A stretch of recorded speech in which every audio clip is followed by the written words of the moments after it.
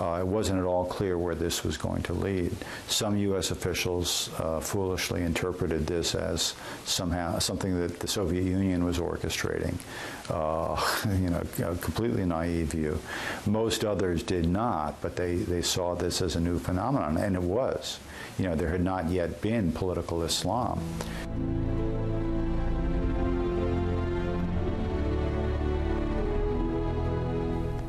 As Imam Khomeini's movement gained momentum, soldiers began to defect to his side. On February 9th, about 10 p.m., a fight broke out between the loyal Immortal Guards and the revolutionary elements of the Iranian Air Force. Revolutionaries and soldiers gained the upper hand and began to take over police stations and military installations while distributing arms to the public.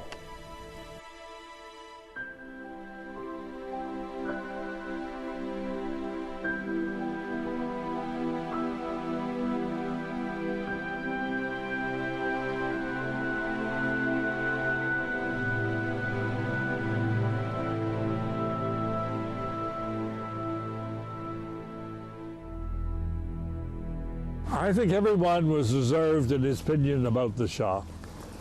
Some governments, I think the French and the Russians, were perhaps more perceptive of the realities of Iran. The British weren't bad, but we were all stuck in this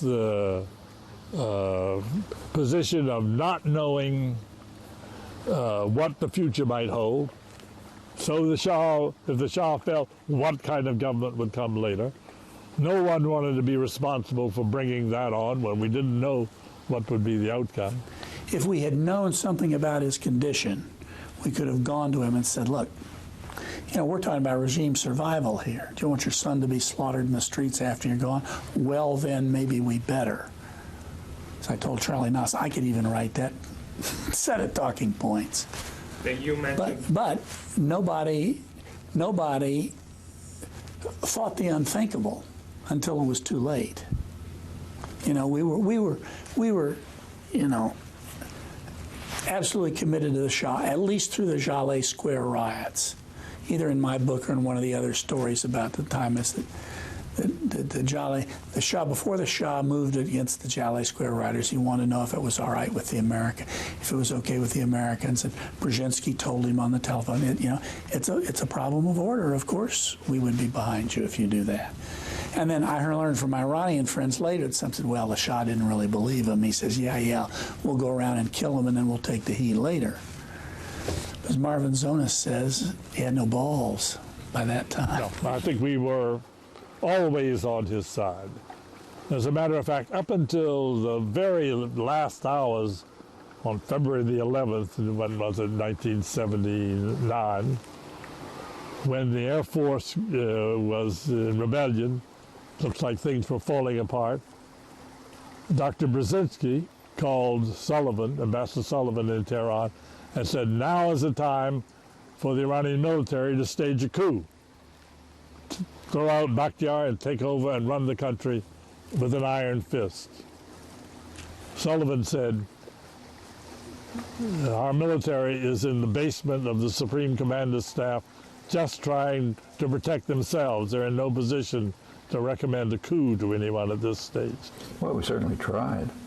This took place during the end of the Carter years. Carter apparently sent a NATO general to Iran to try. We had very close relations with the Iranian military. They're extremely close, to try to organize a military coup to restore the Shah, or restore Western control at least. They weren't able to do that. His national security advisor, Zbigniew Brzezinski, argued that if we used force, that we could probably restore the Shah.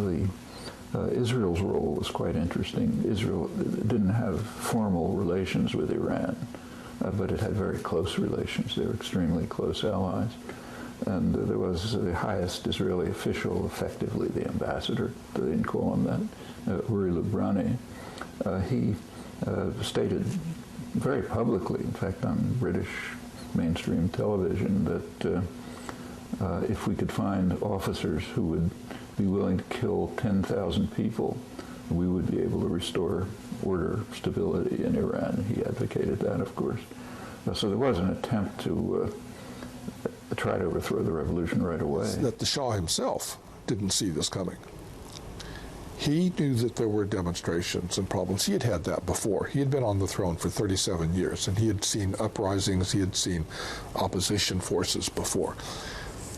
I think the Shah was afraid of really two things before it ever, anyway.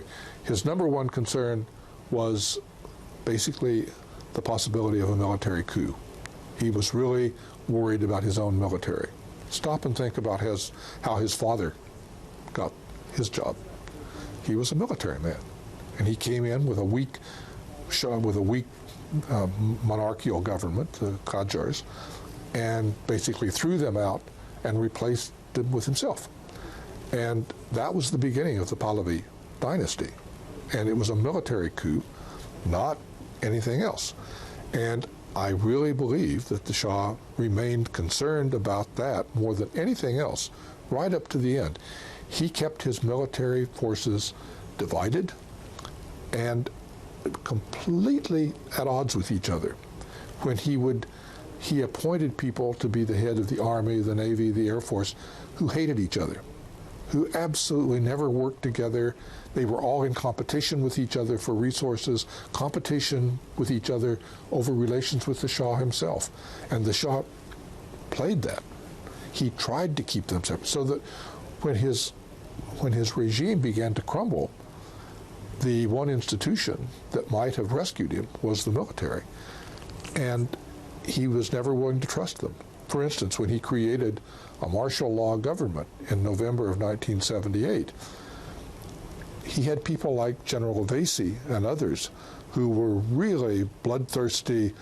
They were willing to come in and really knock heads and were prepared to do that. He kept them completely out of the game. He wouldn't let them get even close to power. Why? Because he was more afraid of them than he was about an overthrow.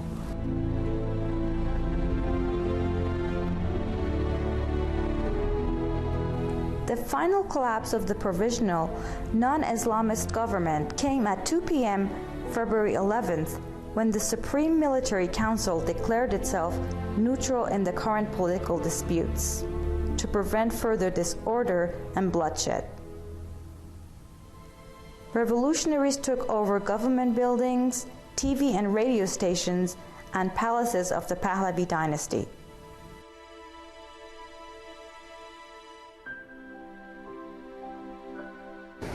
The 1979 revolution was a big setback for U.S. interests. At the time of the revolution, the United States had hopes that it could normalize relationships with the new regime.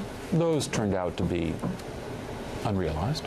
And the United States in 1979 had fears that the revolution would spread to many other countries.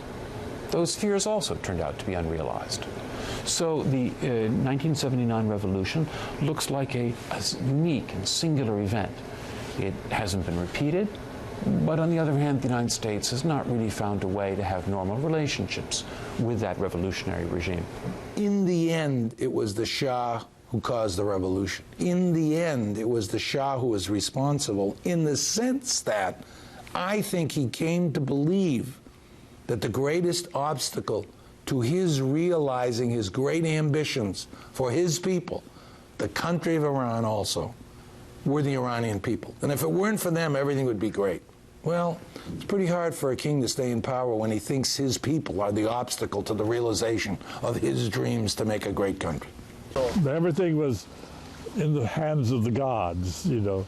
A friend of mine, an Iranian friend of mine, who came back after some year or so after the revolution, came over here.